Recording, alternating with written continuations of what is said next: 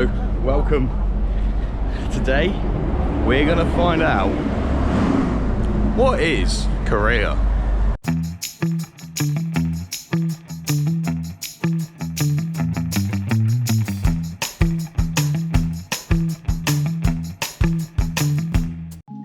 So today we're diving into the rich history and culture of Seoul, starting with something a little bit spicy, the Kimchi Museum.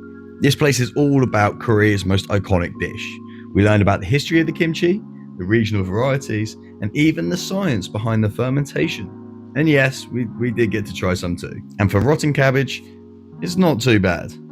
So it starts with the history of kimchi, tracing it all the way back to the ancient times. You'll see how it's evolved from simple salted vegetables to the spicy fermented versions we know today. There are old texts, diagrams, and artifacts showing early storage jars and fermentation technique. There's some pretty cool displays there as well with regional varieties.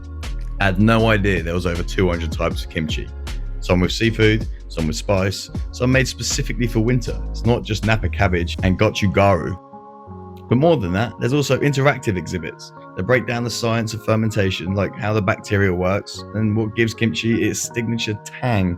They even show you the health benefits from gut health to vitamins. And if you're lucky, there's a tasting session or even a live demonstration of how kimchi is made. We didn't get the live demonstration, but we sure did get to try the kimchi. And I think it's fair to say it's not for everyone's taste. So we've got whole cabbage, ripe, persimmon, radish, and stir-fried kimchi. What do you want first? Whole cabbage? Yeah, thanks. Does it smell good? Does it smell good?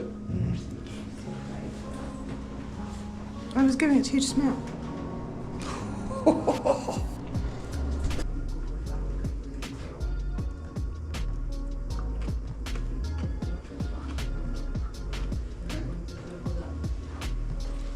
It's pretty spicy actually. Is it? It's a big bit.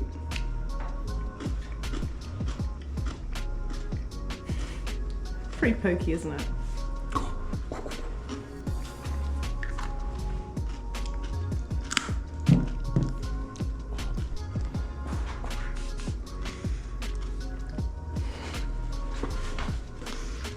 Why did I go for such a big bit?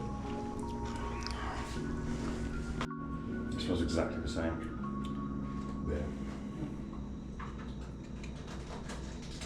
It looks like Swede.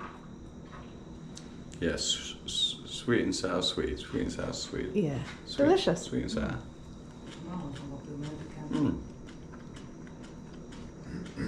With some rice will be nice. Which one? What? Rice. That's actually pretty good. Oh. That's not bad. I'd have another bit of that. Yeah. That one's okay. Oh my god. Oh, that one smells very bad.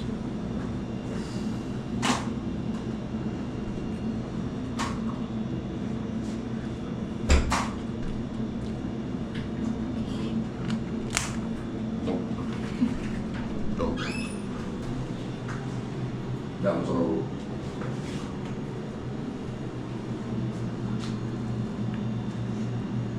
Delicious. And that was the Kimchi Museum. Now actually, believe it or not, that was actually pretty good. For £2.50 each, it tells you about how it's made, the history of it, all the, you know, ins and outs, and the tools they use, the ingredients you could use, a few little interactive things, and at the end you get to taste 3 different types, and of the 3, I probably wouldn't have any of them again. But it was interesting, very interesting to see, and like I say, for a couple quid each, definitely worth checking out when you're in Seoul. Watch out for the car. Alright, fuck it, I'm going. Some interesting things that I found out is that something like your chance of being served kimchi as a side dish in Korea is 98%. It also has loads of health benefits, It can help with constipation, aging, eczema, all sorts of things. Really good for you. They obviously love it here for it to be served with 98% of meals. Really interesting, actually. After diving into the world of kimchi, we headed for something a bit more outdoorsy, the Seoul Fortress Wall.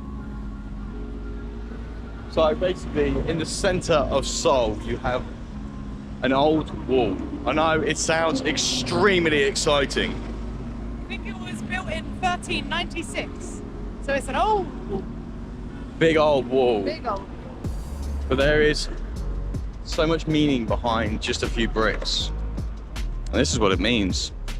The Seoul Fortress Wall was built over 600 years ago, back when Seoul became the capital during the Joseon dynasty. Basically, it was the city's defense system, a giant wall that wrapped all the way around to keep invaders out. It stretches over the mountains surrounding the city, and parts of it are still standing today. What is cool is you can actually hike along sections of it, and as you walk, you're literally following the edge of old Seoul. The views from up there are pretty incredible. City on one side, mountain on the other, and after soaking it in, we made our way back down through some narrow side streets. It felt like stepping into a quieter, older version of Seoul, with stone walls, tucked away homes, and barely anyone around.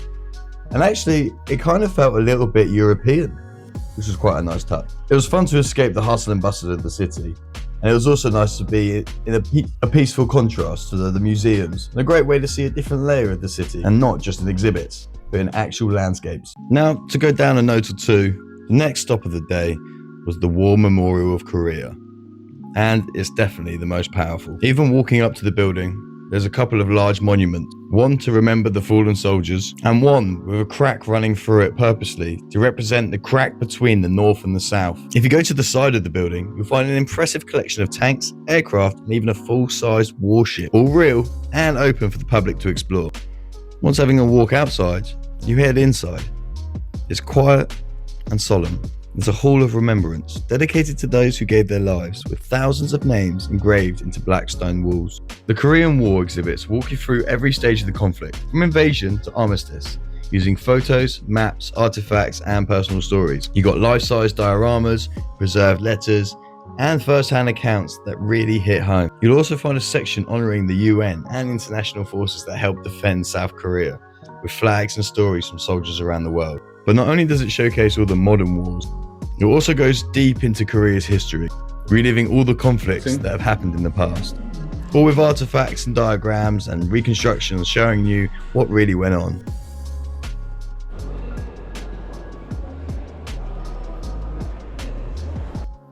Our final stop was the National Museum of Korea, and it is massive.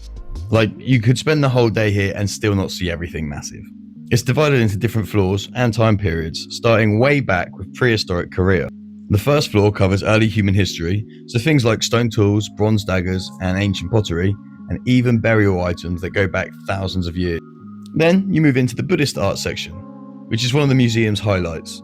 There are huge Buddha statues made out of stone, golden relics, and even parts of ancient temples.